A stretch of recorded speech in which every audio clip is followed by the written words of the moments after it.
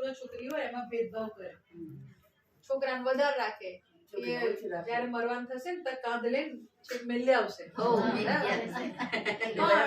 એમને થોડું જતું રહેવાય છે, ઘણું બધું તકલીફો પડે શરીરમાં, ગરડા થઈ ગયા, કામ બનતું નથી, બીમારી આવી ગઈ, તો એ વખતે છોકરી સાસરી હશે ને તો એ 5 જણા જો વળીને દોડી દોડી તમારી સેવા કરવા આવશે.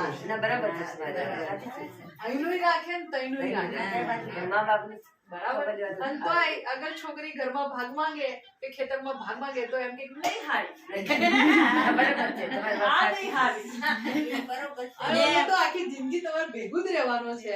તો એમ કે 1 વીઘું ઓછું મળ્યું હોય, 4 છોકરા હોય અને નાના છોકરાને તમે વધારે આપ્યું કારણ કે તમે ભેગા રહો છો, તો મોટો હશે એ તરત જ વળવા આવશે.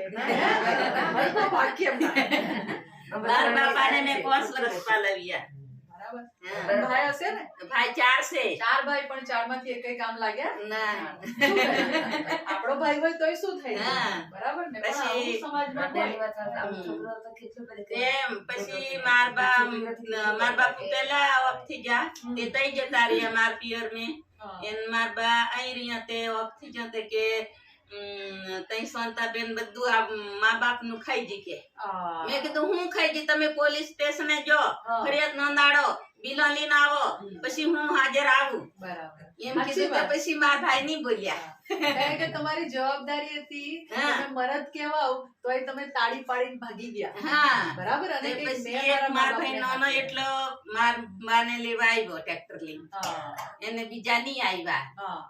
તે મારા છોકરા બોલ્યા કે તમારે નહીં લીધું હોય માડીને તને નથી લીધવાનું, અમારા મહાણા બે બાળ દઈશું. શું કરીએ? હા, ના લીધું હોય તો ચોખ્ખું કીધો એમ, તે કે ના મારે લીધવાની છે, એમ કરીને લીધેલા તઈ. હવે માને કેટલું દુઃખ લાગ્યું હશે, 4 છોકરા મારા હતા ત્યારે એને આહા મારે તો 4 છોરા, 4 છોરા, અને છેલ્લી અંત ઘડી આવી ત્યારે એકેય છોરો ના મળે.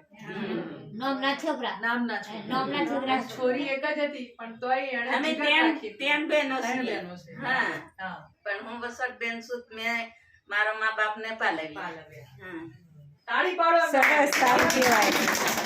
કારણ કે આવું ભાગ્ય જ હિંમત વાળા હોય જે કરી શકે. હા, તે બહેનો કે આપણે પોલીસ સ્ટેશન ને ફરિયાદ કરીએ કે આ તારા મા બાપ અહીં કેમ રે.